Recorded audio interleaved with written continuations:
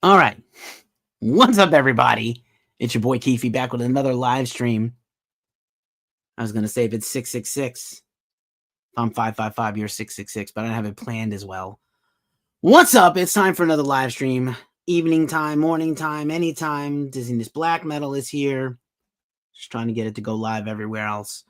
Anti-Moz Beast is here first. Still a thing. Anti-Moz Beast and Dillinger Compound, two everydayers here on the tube of you.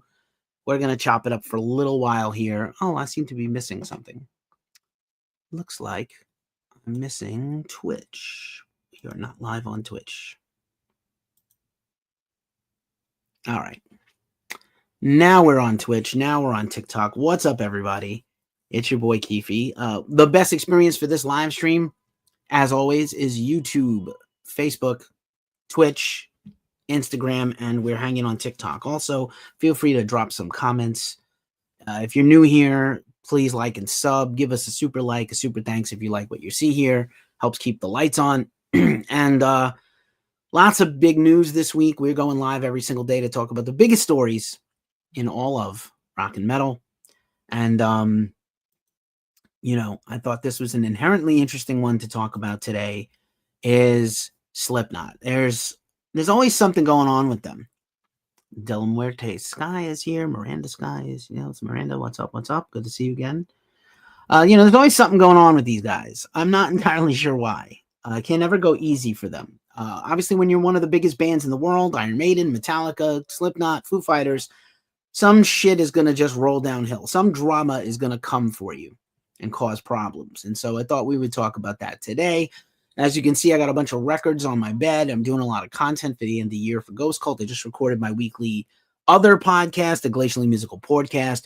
We will be back on tomorrow, of course, with our big weekly news live stream.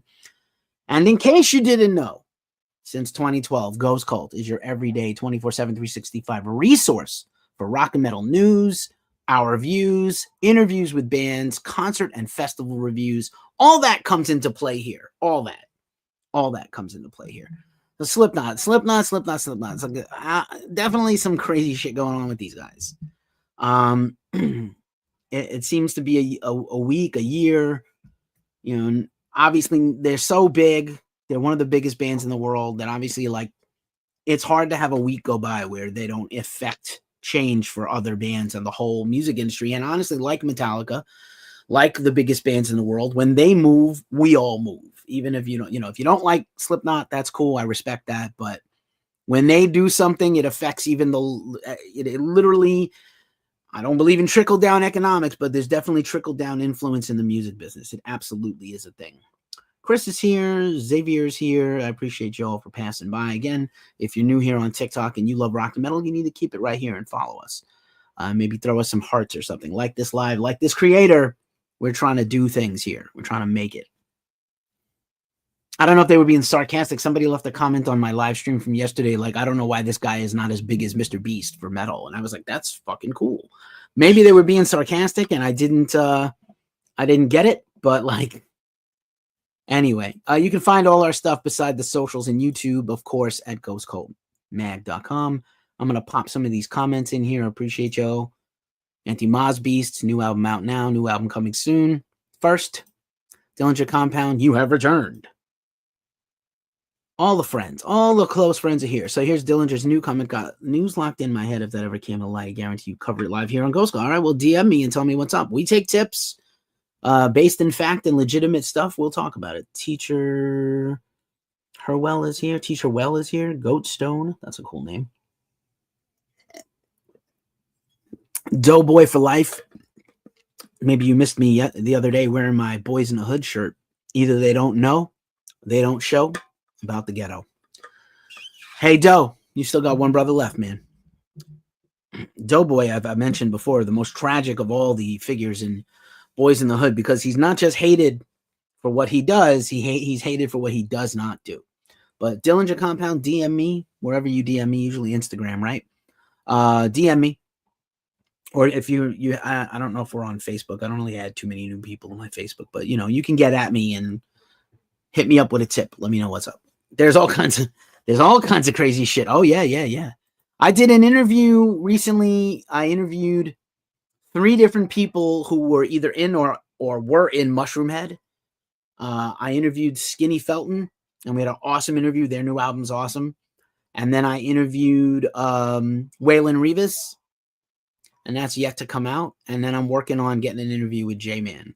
So, and J-Man recently was like, oh, I'm going to put out like a new version of Mushroomhead. And even Skinny was like, what? No. I think not. I was like, I think you better tell your lawyer. Super Goat is here. Are you super goated? Super Goat? Yeezus Vase is here. All right. So what are we talking about here? We're going to talk about this Slipknot news, right? And where is the lost Slipknot album? So for years, Slipknot has been saying that during All Hope Is Gone in 2008, a portion of the band kind of broke off from the other guys in the band, and they wrote what amounted to, like, is this even a Slipknot record? I don't know, but they made another record basically that they compared to like Radiohead meets Slipknot, like very weird, chill, psychedelic, soundscapey stuff. But instead of it just being Clown or just being Craig or just being someone else, it was 4 of the main guys. So I'm gonna actually try to like pull in my story and share it here also, so we have the context, the correct context of the thing. It's just wild. It's just wild that this thing hasn't come out yet. They've been teasing it for years. We have this thing. We're going to put it out. Then last year, Clown gave an interview. He's like, I swear it's coming out this spring. I swear it. We have all this stuff going on. Then they announced all this 25th anniversary stuff, and there's all these other things going on with them, and it didn't come out. Then Clown gave another interview, but before he did that, Jim gave an interview where he was like, oh, I'm going to just leak it. I'm so sick of talking about this thing.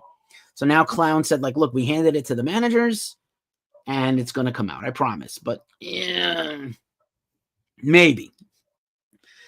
We'll see. Sounds up my alley. Maybe, man, maybe. I think it is going to. Yeah, I mean, like, I'm into it. I want to hear this. The other thing is they're working on a new record already with Eloy. They sort of teased and announced the first song already. So that's coming. Supposedly coming. Killstreak is here. So supposedly that is coming out soon. Hey, what's up? I see my man there. Missouri 4812. Haven't seen you in a long time. I hope you're well, my friend. Been quite a while. So we're talking about Slipknot. And listen, I love the band. We've been very lucky and covered the band all over the world, including just the other night in England. So we've been very fortunate that the band has shown us some respect. We did Knotfest Iowa this year. We're going to talk about all that. I'm not dogging them in any way. I'm just wondering why this record has yet to come out. I thought it would be fun to talk about. Even their fan base is divided about that. Just a side note for a second. Today, randomly, let's just bring the mood down just a little bit to sad levels. My father died 37 years ago today. I was 15 years old in high school. And this is a picture of my dad, my mom, and my brother. All 3 of the people in this picture passed on. One of my brothers, my brother Perry. And there's my dad with a rare smile on his face. Normally it was a scowl, but a great guy. Overall, it was challenging to be his son, but he a lot of pluses going for him. And I definitely learned about a love of music from both my parents and my family. So rest in peace to my dad. 37 years. It'll break your brain. I was just a kid. It was like the first real death in my entire family, my whole life. It was rough. But I digress. We go back to the lecture at hand and on to the Slipknot of all the things.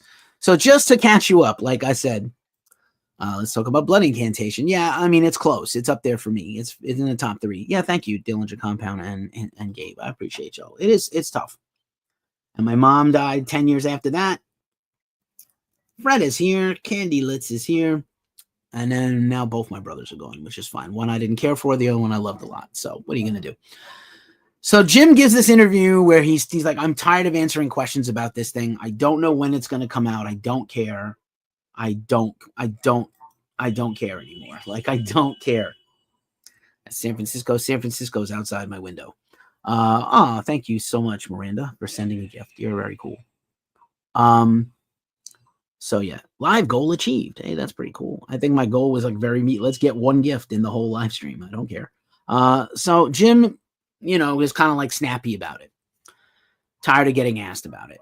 The band has had a wildly successful year, which we'll talk about in a sec. Then Clown gives another interview to New Music NME or whatever they stand for, the old British newspaper. And he's like, I did everything I could to make it come out this year, but with the holidays and the schedule we had and the timing, it's all handed off to management. It's up to them to put it out now. Okay. Technically, we don't even know if Slipknot has a record label because Slipknot was supposed to end their deal with Roadrunner and not come back to them and maybe even launch their own label. Maybe they don't even need a label. Who knows? So a Clown, let's do the quote. I'll do the quote thing. And I've been, I'll talk about StreamYard in a second, but what a fun and great thing this has been to be able to share some of this stuff on StreamYard because it's been lucky to do it. Too many windows open. That's the problem. Hold on one second. I will cancel the thing. I will make this its own thing. They're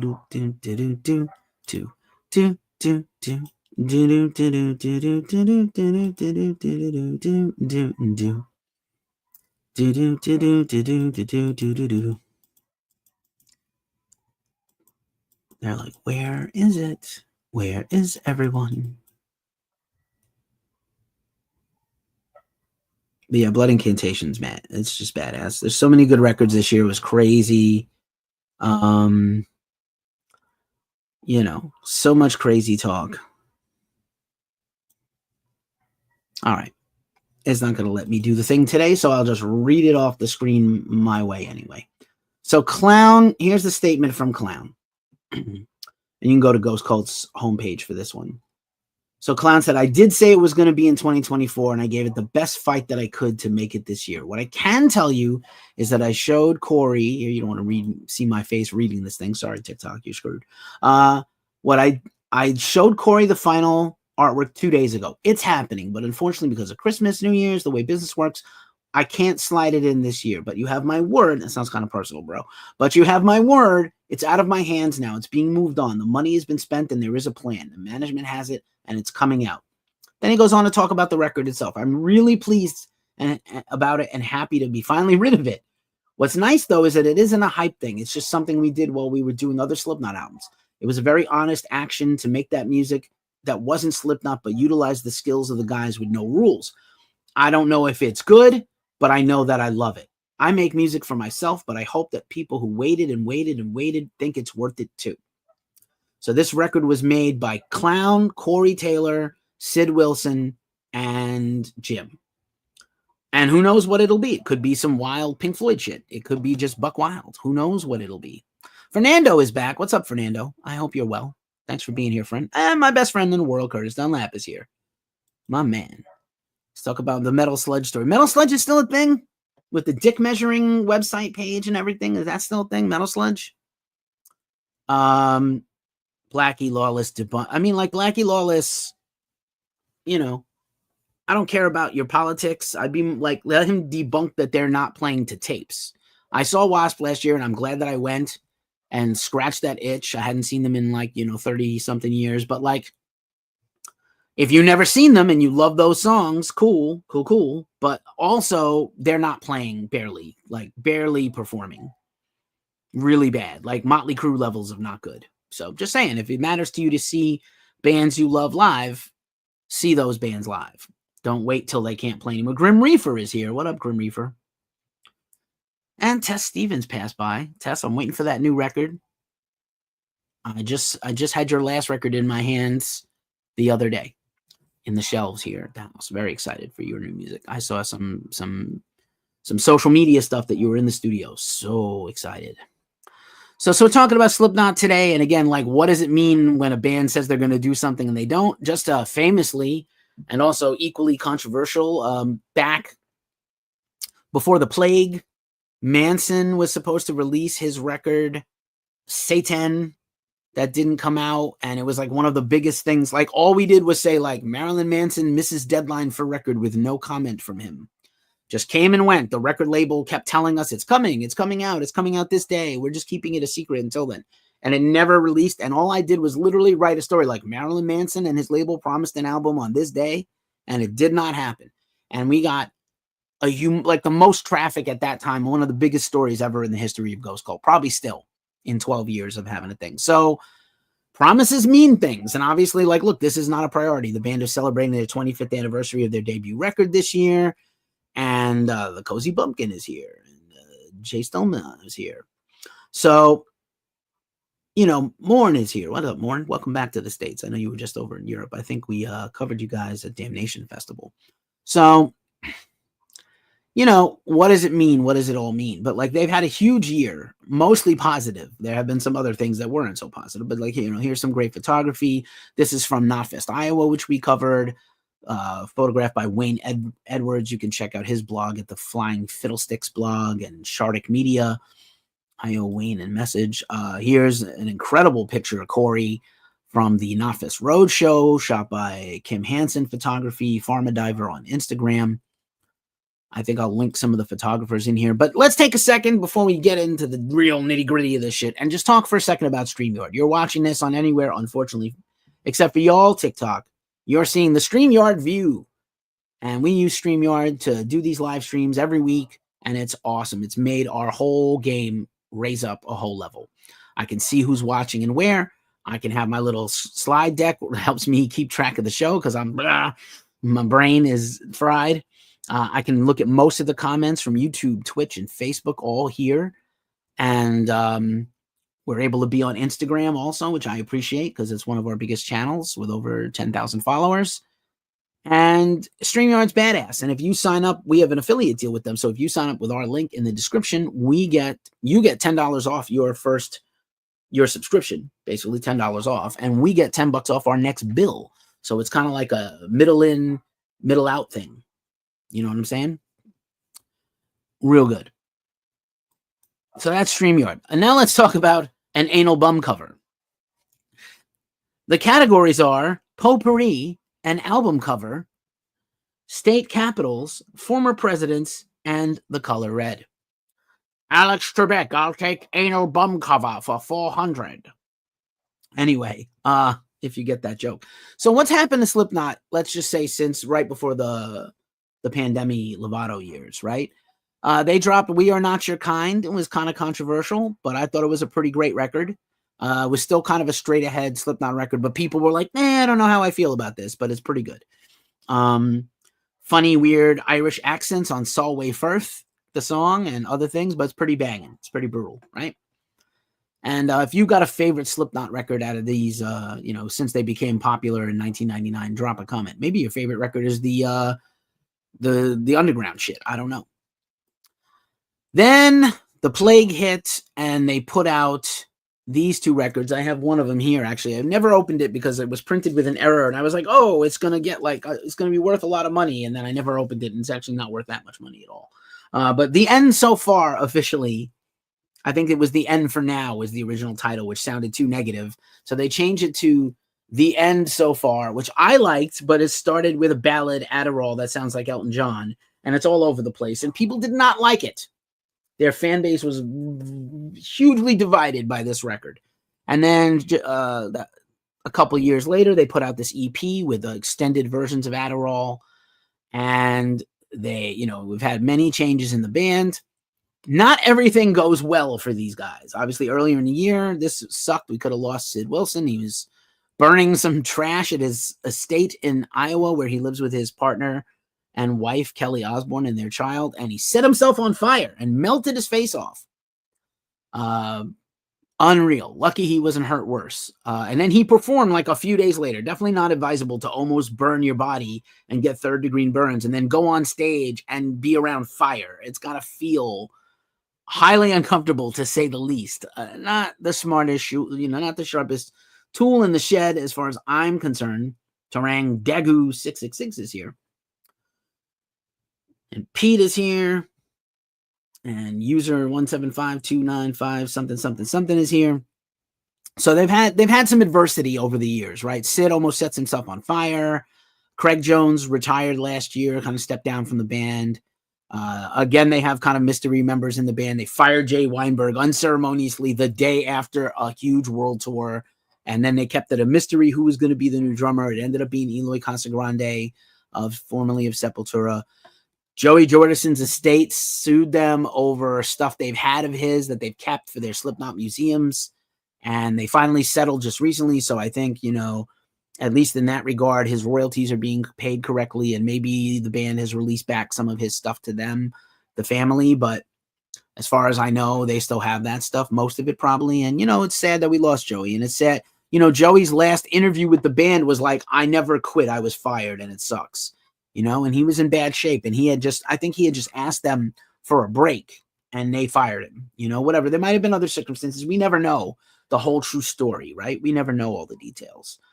Metal Rock Pumpkin is here. What's up? Murda is here. So not everything Slipknot does goes well or perfectly. Obviously, some things fail. But again, when you're a band like Slipknot or Metallica or Iron Maiden, you try everything. You throw everything at the wall and see what sticks, like spaghetti.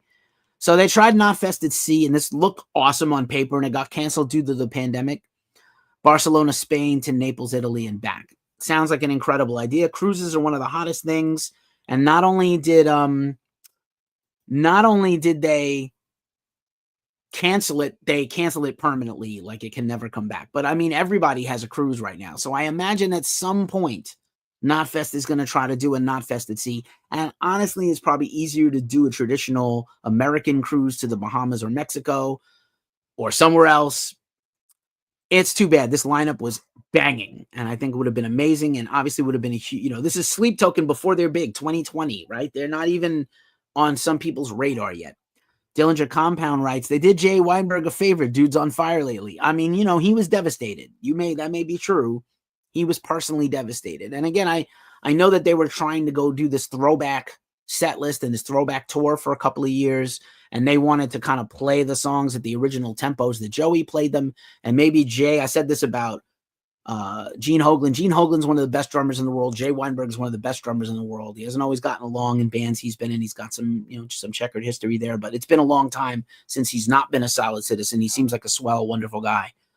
But also at the same time, he's well known for overplaying. Like if he thinks he can make a part better by just razzmatazzing that shit up, for lack of a better vernacular, he will do it. And so maybe the Slipknot guys, especially Clown, who's like a dictator, was like, I want you to play less, say less. Like in Forgetting Sarah Marshall, pump up. When Kunu is trying to teach Jason Segel's character Peter how to surf, and he's like, I want to ride giants, Kunu. He's like, pump up. That's not it at all. Too slow.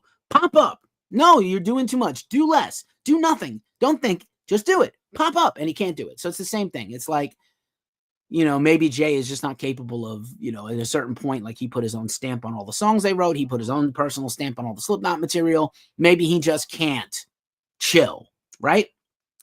So Knotfest at Sea never happens. I would love to see it come back because, again, cruises are the hottest thing. If Coheed and Cambria has a cruise and Kevin Smith's View Askewniverse has a cruise, which I love, Slipknot probably should have a cruise. Fozzy has a cruise. Anyway, let's talk about Corey. Corey's had a tough year despite the success of Slipknot. You know, he's had very open about his mental health and physical health problems, and he canceled several headline tours of the world for his solo music, which we'll talk about in a second. And then it came out that the singer of a punk band from Oakland, Destroy Boys, was like slipped into his DMs and was trying to like be a homewrecker or whatever, and literally put her phone number in his kid's iPad. Ew, what the fuck? And then like Alicia Taylor, Corey's wife, who we've interviewed here on the channel, I'll link it in the description, put this chick on complete blast and even encouraged her and was like, what are you doing? Why are you chasing my man? This sucks. And maybe, I don't know if he was caught out there or, you know, he just kind of circled the wagons to, you know, take care of his family, but it was definitely embarrassing. It's definitely embarrassing for a married 50-year-old something guy to have a 26-year-old fan chasing you down. Converge cruise. I mean, you know what I would like to see? You know, I don't know. I know it's too ambitious. So maybe not Roadburn, but like Roadburn style bands on a cruise. the avant-garde metal crews, Melvins and Boris and Converge and, Cult of Luna and Julie Christmas. Like, that's the tour. Chelsea Wolfe and Emma Ruth Rundle and maybe some hardcore bands. Like, that's kind of what I want to do. Or maybe the Ipecac Records cruise. I don't think those bands are popular enough to actually pull off a cruise, but it would be sick. And maybe if you got Faith No More to headline it, they'd be into it, like a Faith No More cruise. You never know. I think Jacob would be personally like, no, like, we're not going to do a cruise. I just don't think so. Maybe like a Converge convention. I'll just throw you a free idea, Converge. You can take this one for free and use it. Do like take over a weekend at the Sheridan in, Peabody, Mass, right outside of Salem, or the Waterfront Hotel at Pickering Wharf in Salem, and do like 3 days of bands and artwork and, panels. I volunteer to come narrate curate that panel and maybe, moderate it. I've done that before. So yeah, I love the idea, Dillinger. I'm a huge Converge fan. I saw Converge play in a VFW in 1999 in Salem, Mass. And then I lived there for a while. Not the best time of my life, but okay. So Corey's had some problems. He's put out 2 solo albums. Jury's out on how good they are. I think the first record was all over the place. I think CMF2 is a little more focused, but still kind of crazy. I do love that album cover. Then he put out kind of like a B-sides record for Record Store Day. So Corey has a solo career. He's got other interests. The question starts to become like, can Slipknot do this 10 more years? They're old. They're getting to be 50-something guys. And it's very physically demanding, much more physically demanding than even what Metallica does for 2 hours every night. Like, it's extremely demanding to do what they do, to rock out for 2 hours every night. And Corey has said, like, I don't know if I can do this when I'm 60. Dude's getting up there. He's definitely getting up there in age. I don't know if we have 10 more years of Slipknot stuff. So, his solo stuff he can do forever. I don't know why there's an army of dogs barking outside my window. Let's just stop and listen to it for a second. What the fuck? Anyway, Corey's supposedly also working on a new book, but that's been kind of delayed. I have no word yet on whether it's coming out or not. But yeah, be interesting to see. His books are all New York Times bestsellers. It's like, how can there be multiple bestsellers all at the same time? Because that's how lists work. And then again, on the plus side, because we're not all negative here. Again, we're pro Slipknot here, just so you know. I'm not being negative. I'm just pointing out all the facts. They have had a very successful year. This is a throwback photo to the original debut Slipknot album. Granto to Art is here. What up? What up? So, they wanted to come out with this nothing past 1999 set list. They did this show at Pioneer Town, Harriet and Pappy's, this little bar. They played on a pop-up stage. We had a retrospective about this debut album. They put out Slipknot is infamous between Knotfest, their website, and Slipknot. They put out merch capsules all the time. So they did a throwback merch thing. There was a controversy. I didn't make it a slide, but there was a controversy. If you focus in on the S on Slipknot, right? They changed the Slipknot S and put a different Slipknot S on merch. I believe that Joey technically originally owned the copyright on the logo. And so they changed that logo S with the little rat tail bottom to something a little softer and rounder and less edgier. And like, fans are ready to kill these guys. Like, oh, it's a disrespect to Joey to change his logo. Listen, man, like Sepultura, Max left the band and Igor eventually left the band after 10 more years. And they kept the same logo that Max owns. My man Fubu says terrible S. That's the second S, not the first one, right, Mike? Yeah, pretty shitty. But anyway, here's the set list. They did this as, again, like basically the whole first album, including some of the additional tracks that ended up on the bonus version of the album. Just killer. If you saw them this year, they were awesome. We were, again, very lucky, very thankful to cover Slipknot 3, 4 times, 5 times at different festivals and headlines and the Knotfest Roadshow. Most of them sold out. And we just covered them again in the UK. That review will be coming soon. And again, so here was the Knotfest Roadshow. There was 2 legs of this tour. There will probably be more next year. They've already booked additional stuff. They've got all the Knotfest festivals taking place next year. Also, we covered Knotfest Iowa with Lindemann and Knocked Loose and Hatebreed and Poison the Well and Gwar. And like, what a super Zulu, like a really cool curated lineup. Like, they care.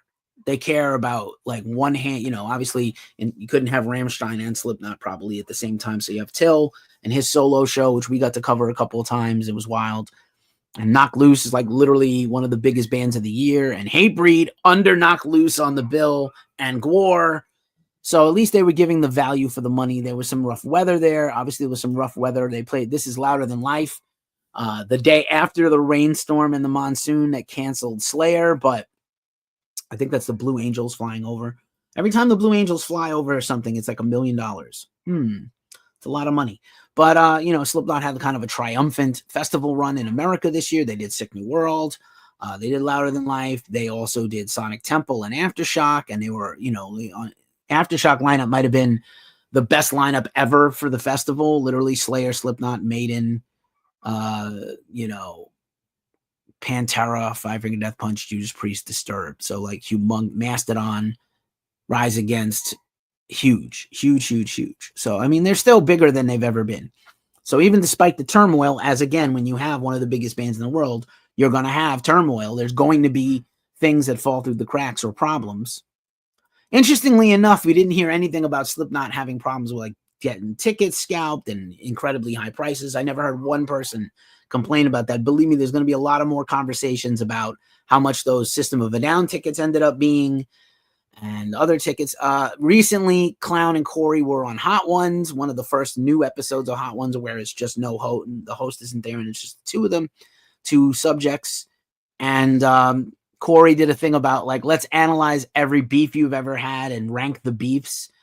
And Mushroom Head and Fred Durst and others. It was pretty fucking funny, to be honest with you. And you got to see kind of like, even though I know they're wearing the mask and the jumpsuit, but kind of a human side that there's like, I kind of want to fucking kill you, but also like, I know you for 30 years and we're friends. Kind of like we're reluctant brothers, the two guys who are the masterminds of Slipknot. But I have that kind of relationship with some of my friends. It's like, I kind of want to fucking murder you, but I also love you. I don't know. Do you have friendships like that? I figured you do. Some of you do. But it was cool. You got to see kind of a human side of them, despite the masks and the everything. I don't know.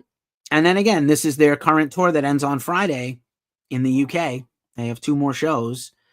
And Bleed From Within, who is about to drop a new album next year. This is a humongous tour. Arenas in the UK. Again, we felt very lucky. Our own Bill Maudsley. You can go follow him at W Maudsley on Instagram. Incredible photographer. He just started working with us this year. He did festivals. He did headline shows. And he was really excited to do Slipknot. And we got lucky. They didn't even have that many photographers allowed. So we were one of the few that made the cut for Manchester. And I was really proud that we were, so respected. It matters. We're still 12 years in and we're still kind of fighting to get known and seen across, this whole world with like Metal Sucks and Metal Injection and Consequences Sound and New Noise and all the websites, man. Lambgoat and Metal Insider, who are friends of ours. So yeah, that's the thing. We're going to get this record. Look outside your window. It's probably going to be, if I had to guess, March or April, because that's the world. I don't think they're going to just push it out. Now, if Slipknot has already made progress on a new album and they have to also release a second album, they're not going to want to cannibalize the sales of their other album with this other release. So I would say at the very earliest, this record wouldn't come out before the end of February. But if I was doing things, we've seen things this year with the record industry is still kind of playing catch up or backed up from the pandemic. So there used to be like 4 months until a record came out and 4 or 5 singles. And now you don't do that anymore. It's usually like 8 weeks, but sometimes it's 6 or 5 or 4 weeks or less. I think the last Deftones record that came out in 2020, maybe because of the year it was like, it was announced in mid-August and it was out by September, by my birthday. So it was out literally in 30 days. So Look Outside Your Window is definitely going to come out. Don't know what label it's going to be on, if any. And it's definitely going to come out. Maybe it has to come out on Roadrunner because it was technically recorded while they were making that album for Roadrunner. So maybe it has to be a Roadrunner album. I think we'll easily get a new Slipknot single at the very least by the summer, but that record will come out. If I had to be a betting person, I would say that record is going to come out in March or April. And Slipknot has tours booked all next year, and festivals and tours. Strike while the iron's hot. I don't think these guys are going to be around forever. And I think, I don't know how many more records we're even going to get from the band, but they feel very energized by having Eloy and Faf and V-Man and whoever else is in the band that's new that replaced Craig. We still don't know the identity. Maybe we know who it is. Maybe we don't. Does that still excite you and thrill you? Was Ghost a better band when we didn't know who Tobias was? I don't know if it's the same thing or different. We may never know who's in Sleep Token, but they're probably guys from other bands.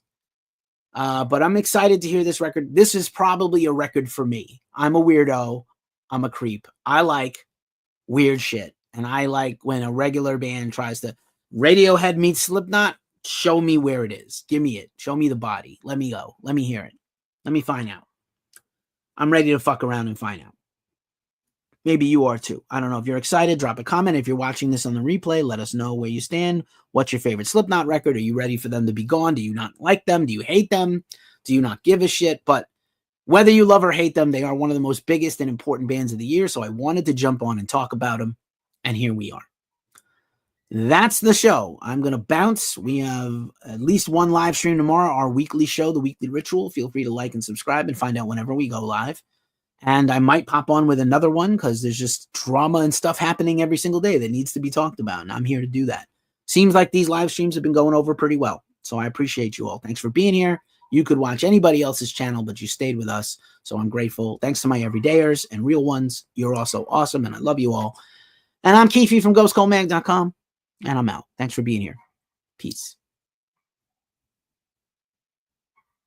Damn dogs.